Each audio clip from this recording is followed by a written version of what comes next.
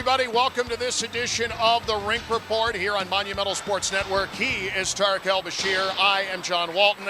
And the Capitals getting ready for the Toronto Maple Leafs after what was a rather successful trip to St. Louis. Yeah. Rebounding. That's what the Capitals have done all season. They've never lost 2 in a row, winning 10 of their first 14. And Alex Ovechkin, with a couple of more goals, leads to a pasting of the St. Louis Blues. 8-1 the final, and Ovi just keeps rolling on. You know, it feels like, John, 8 goals was like 2 weeks for the Capitals last season. Like, as they were racking up the goals there, I'm like, is this real life? Is this how it's going to be this year? It's amazing. It's so much more fun than grinding out 3-2 wins, isn't it? It is.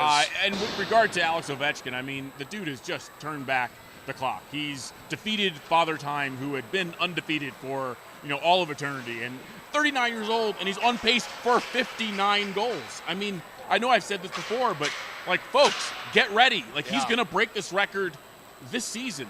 Start looking at tickets in late February, early March, because they're going to be going really quick soon. Yeah, there's going to be a lot of opportunity on the road, too, for that matter, as the Capitals right now, after winning 10 of 14, are going to face a Toronto team. It's certainly a daunting task, that we know.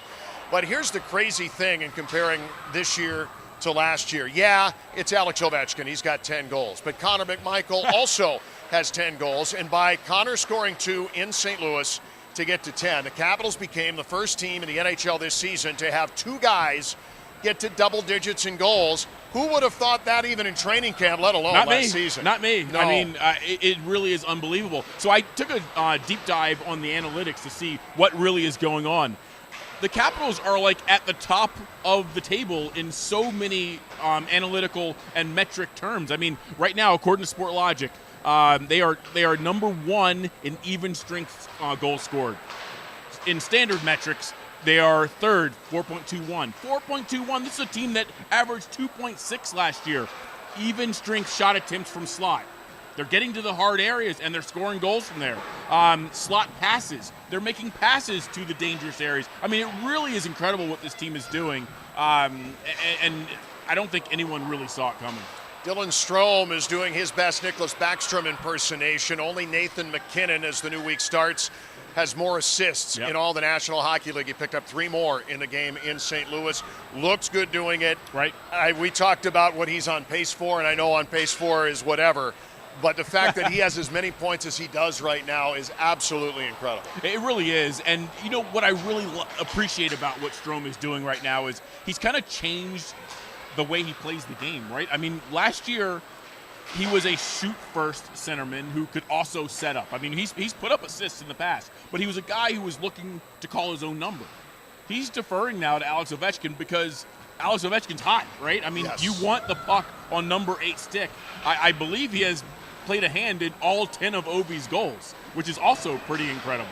So, Dylan Strome, I mean, he just continues to impress me and just continues to validate the fact that the Capitals took that risk on him a few years ago and then signed him to that big contract. He is starting to look like a guy who was drafted at the top end of his draft year. The Capitals did not at any point last year in a game score more than 6 goals. They have gotten 7 or more twice in the first 14 games.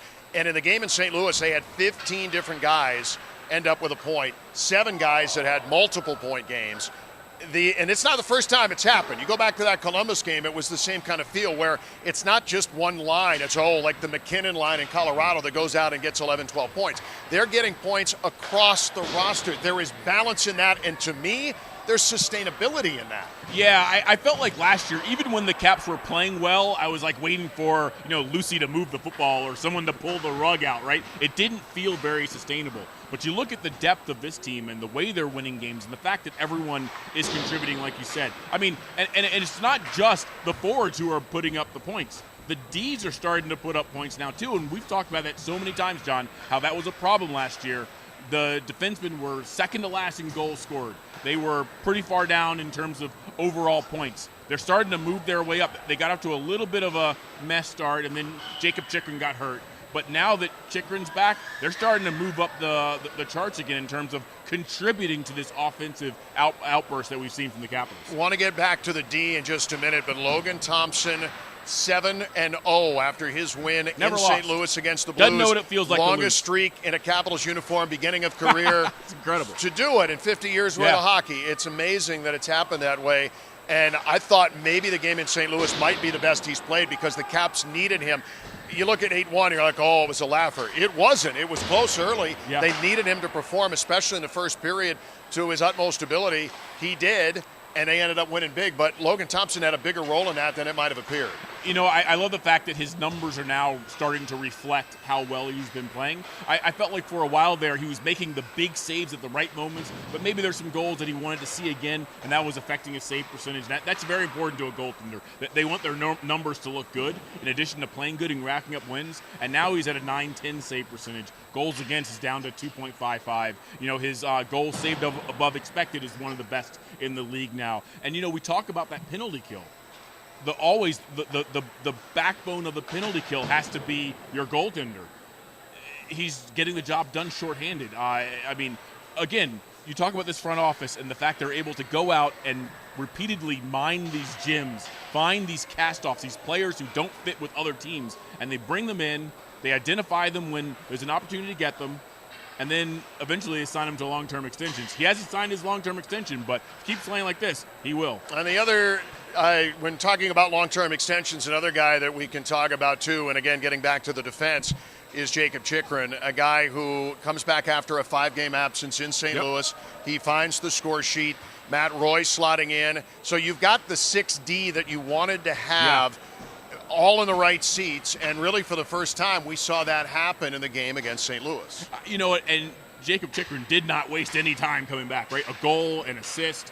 Again, speaking about that offense from the blue line, you know, he's going to be a big key for that this year. If this team is going to continue to you know, be at the top of the tables in terms of goals for, which is so important, especially in the way the game is going nowadays, it's going to be really important for guys like Jacob Chychrun to continually find the score sheet.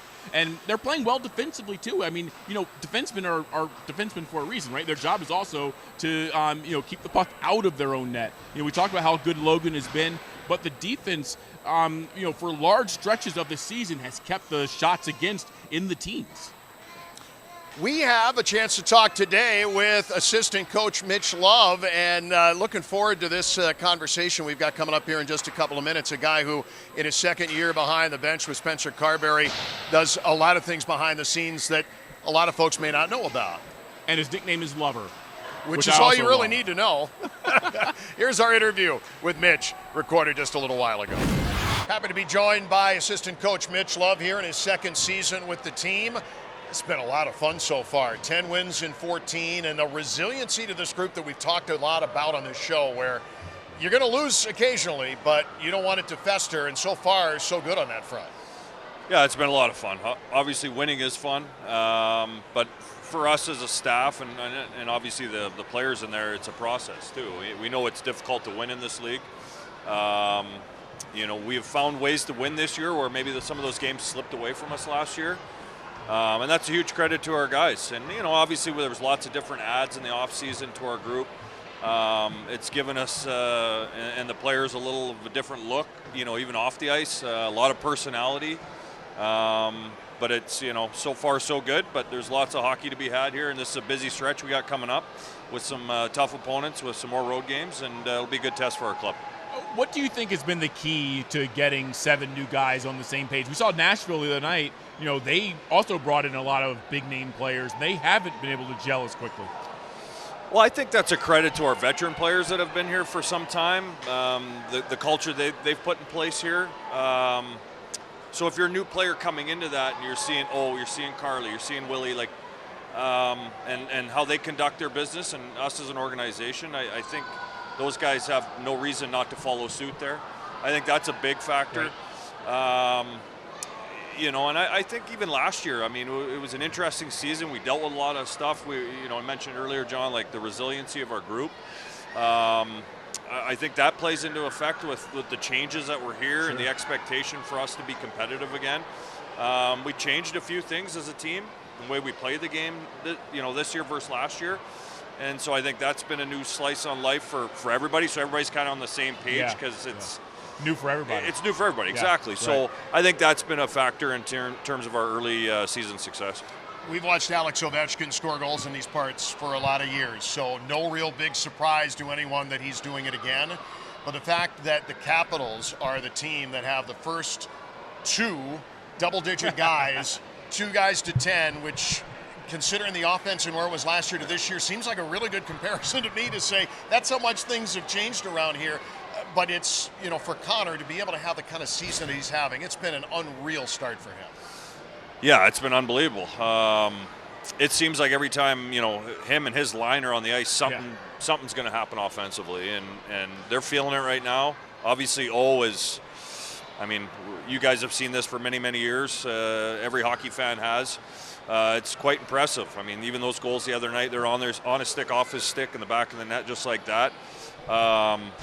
It's just those things are going for us right now, and those guys are obviously huge drivers to our offense, along with others, and it's nice to watch. It's fun to watch on that bench because, last year at times it was tough. We couldn't execute 2 or 3 passes in a row, and we had to find ways to win hockey games differently. And this year, our foundation piece, and I know Spencer's talked about it, is defensive play without the puck. But we've really evolved our team game offensively, and we know there'll be times when there are pockets in the season where it won't go well. And we'll probably have to really rely on our defensive game and our good goaltending. But right now we're finding ways to win by putting more pucks in the net than our opponents. You're also getting a lot of offense from the D. We talked about that last year as being a problem for this group. And I think you got 7 goals from your Blue Liners right now. That's like 14th. I think you got 37 points at 6th. What's gone into getting those guys more active? And is it just personnel or has something changed? I think it's obviously personnel. We had Chikrin, who's had a MO for offense in his career. Roy, I feel, is obviously more of a defensive first guy, penalty killer. Sneaky offense, though. But he does have some sneaky offense to his game. He's always in the rush. He's got a good shot from the point. So there is a personnel component. For me as a coach, working with that group each day, it was something in the off season that I felt like, in our conversations as a staff, where I felt we could grow as a group. Simply as breaking a puck out and then being a part of our offense. So there's a few factors in that. You got to be well conditioned to go up and down the rink, and then you got to have instincts. You got to think as a forward. You got to be maybe a middle drive option, delay option, whatever the case may be. But it's definitely an emphasis for our group this year. I've been happy with their progress in that. Rasmus Sandin, I see as kind of a guy that I really wanted to push in the offseason to really evolve his offensive game. I think there was more there. And Carly's Carly. He's going to get his points. But our group's done a good job. They're getting chances, and hopefully that can continue.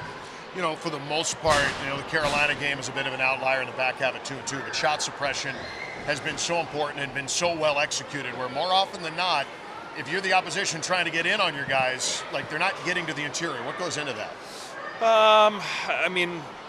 Video, reinforcing things. A coach through and through. Coaching. Yeah. Just reinforcing the importance of both nets. And when we're on our end of the ice, making it difficult for opponents to get inside. But even offensively, our forwards have done an unbelievable job this year of getting in front of the goaltender, looking for secondary opportunities. It's hard to score in the National Hockey League. So you got to go to gritty areas and get pucks back and then finish your opportunities around the net. And our forwards have done a really good job there. And our D and our low forwards have done a good job at the other end in terms of preventing goals. Before we let you go, Coach, I wanted to ask you about Coach's Day, which is coming up this week. I sat in last year and actually learned a lot from you and from some of the other coaches. How cool is it to be able to share your knowledge with some of the area's youth coaches? Yeah, it's very important. We as a staff really enjoy the Coaches Day here. Last year was a lot of fun. It was my first time. Obviously, this year is my second, but we're excited for the Q&A session. I think it's really important. We see the growth of youth hockey here over the years with the Capitals being heavily involved. So to see coaches from the area asking intelligent questions about the game, how we teach the game, there's still a lot of relatable things, even at a youth level, that translates even to the National Hockey League level that I think is important for people to hear, and we're excited to get that going tomorrow. Last one for you. The noise and everything going on behind us, the Hockey Fights Cancer, Kids Skate. This is an opportunity for players and coaches alike to get back, be around, a lot of difficult stories. I've got my own and, others do. But what does it mean to these guys? What does it mean to you to be able to see this kind of give back on an off day here? It's awesome. Just to see the kids smiling out there and spending time with their role models, their heroes. That's what it's all about. And again, this organization does a phenomenal job with the community.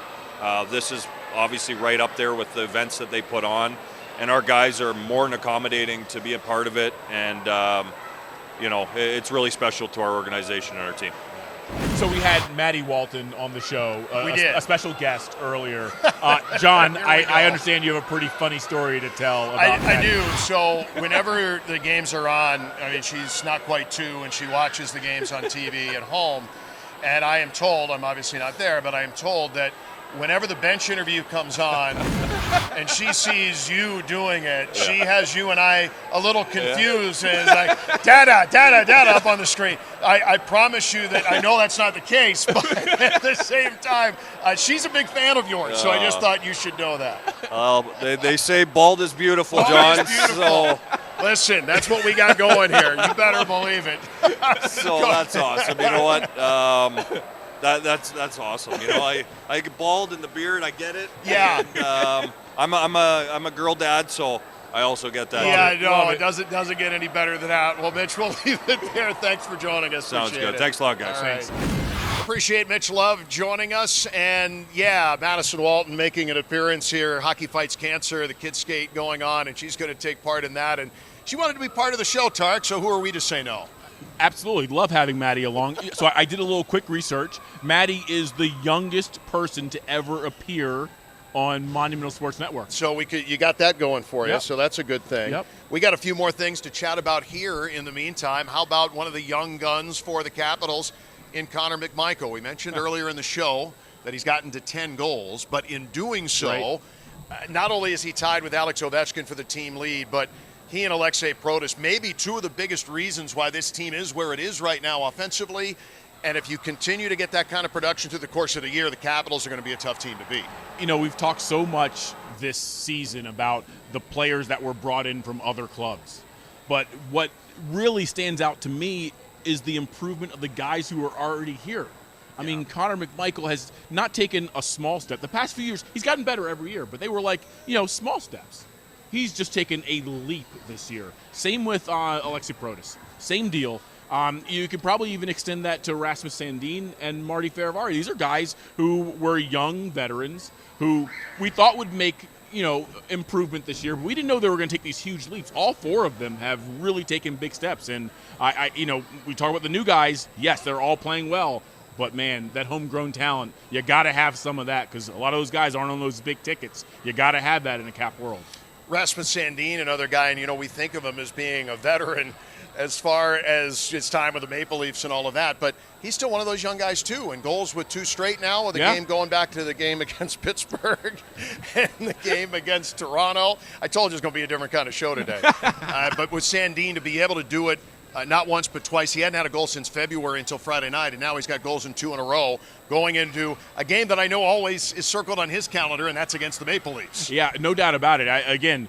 Rasmus, to me, looks like he's taken a big step. He got that big contract extension. I'm sure he felt a lot of pressure. It was a weird start to the year for him, right? He didn't get his visa in time and, joined training camp midway through. And I felt like those first few games he was finding his legs and kind of finding his rhythm.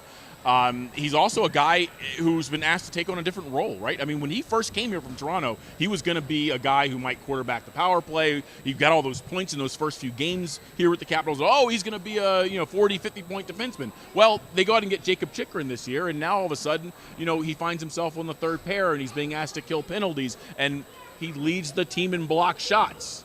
Yeah. I mean, he is really, to me, blossoming into a 2-way defenseman, whereas when he first came out, maybe people thought he was going to be an offensive defenseman. So, again, the fact that he has the maturity to understand, he had to find his fit, right? He had to maybe make some adjustments to what kind of player he thought he was going to be at this level, and he's done it, and he's been outstanding. I remember when we got into television, they said if you're going to work with kids or animals, it was always going to be a little bit of a different paint job, but that's kind of what we're doing here today. Love it. Yeah, all things are good here. So let's take a quick look before we go at the week ahead. It's not just the game against Toronto, but you've got a road trip coming up. Tough one. Big time. When you've got Colorado, wounded animal there, that's where it's going to start. Yep. Trip against Vegas, the only team that's scoring more goals per game than the Capitals. They're number 2. And they're going to be looking for some retribution. They're going to be looking for a little retribution because they lost the game here. And then Utah never been there, but that's the back half of 2-2. Yeah. So a tough Western swing coming up once the Toronto game is done. Yeah, absolutely. We look at this Capitals team has kind of rolled through this first 14 games. This is going to be their first, in my opinion, their first big test. Toronto at home, they're playing well. We don't know about the status of Austin Matthews, but you look at the way they're built. I mean, just so much offensive depth, right? I think they have 6 guys who are already in double-digit points. They're playing a lot like the Capitals, a lot of offense.